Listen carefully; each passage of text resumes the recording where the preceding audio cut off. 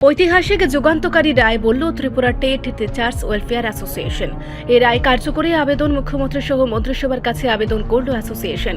অষ্টম বেতন commission, grade pay বৈষম্য দূরীকরণ, ডিএ সহ বিভিন্ন বিষয় নিয়ে সংগঠনের বিষয়বস্তু নিয়েও আলোচনা করেন অজয় পাল।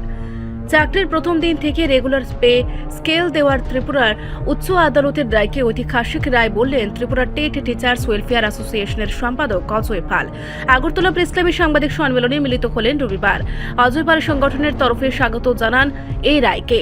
বিচারপতি, আইনজীবী সহ সংশ্লিষ্ট সবাইকে শুভেচ্ছা ও অভিনন্দন জানান। সংগঠনের প্রথম থেকেই টিআরবিটি পরিচালিত টেট শিক্ষকদের চাকরির প্রথম দিন থেকে রেগুলার পে স্কেল অর্থাৎ নিয়মিত বেতনক্রম দেওয়ার এই রায় 5 বছরের ফিক্সড পেতে আছেন যারা, তাদের জন্য এর সুফল তারা পাবে। সবার কাছেই এই রায় গুরুত্বপূর্ণ, ঐতিহাসিক ও যুগান্তকারী। মুখ্যমন্ত্রী ডক্টর মানিক সাহার কাছে আবেদন সদয় হইয়া এ রায় কার্যকর করবেন আশাবাদী অজয় পাল।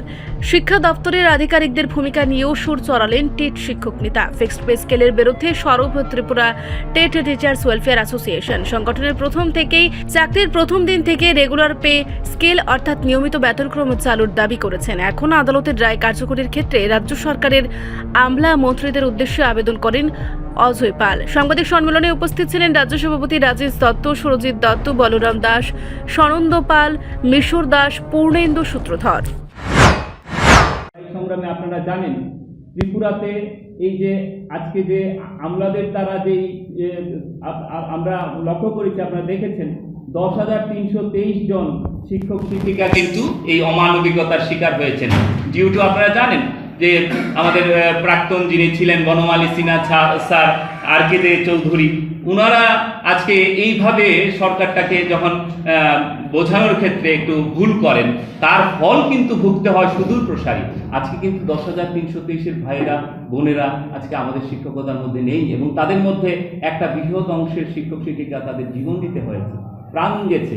আজকে আমাদেরও কিন্তু এই লড়াইয়ের মধ্যে, আজকে এই ফিক্সড পের বিরুদ্ধে যে লড়াইয়ের এই সময়কালের মধ্যে টেটেরও অনেকে দেখে যেতে পারেননি শিক্ষক শিক্ষিকা শ্রদ্ধেয় যারা প্রয়াত হয়েছেন, যে আজকে কিন্তু সেই টেটের লড়াইয়ের সুফল এসেছে। অর্থাৎ আমরা রেগুলার পে স্কেল পাওয়া যে অধিকার আমাদের, সেটা স্বীকৃতি দিয়েছেন মাননীয় উচ্চ আদালত। এই জিনিসটা আজকে সবাই এই সমাজে বোঝা দরকার। আমরা যেহেতু শিক্ষক, আমরা সকলের কাছে অনুরোধ করব, আজকে যেরকম আমলারা সরকার চালাবেন, সরকারেরও যারা আছেন তারাও যেন সচেষ্ট থাকেন যে আমলারা আমাদেরকে সঠিক পথে নিচ্ছেন না ভুল করছেন, সেই দিকটা যেন তাদের নজরে থাকে। রাজ্য সরকারের সমস্ত যারা মন্ত্রীরা আছেন, জনপ্রতিনিধিরা আছেন, তাদের কিন্তু দায়বদ্ধতা রয়েছে।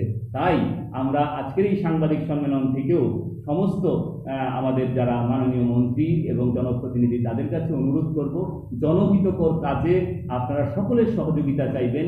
সেক্ষেত্রে আমরাও আপনাদের সহযোগিতা করতে রাজি আছি। আজকে ভারতবর্ষের সঙ্গে, ভারতবর্ষের শিক্ষার বিন্যাসের সঙ্গে, প্রগতির সঙ্গে, গুণগত শিক্ষার প্রশ্নে, ভারতবর্ষের রাইট টু এডুকেশনের প্রশ্নে সব জায়গায় যেখানে আমাদের এগিয়ে যাচ্ছে, ত্রিপুরা কেন পিছিয়ে থাকবে? ত্রিপুরাও আমরা সমান তালে এগিয়ে যাব, এই কথা বলার জন্যে। এবং রিপোর্ট সংবাদ প্রতীক্ষা।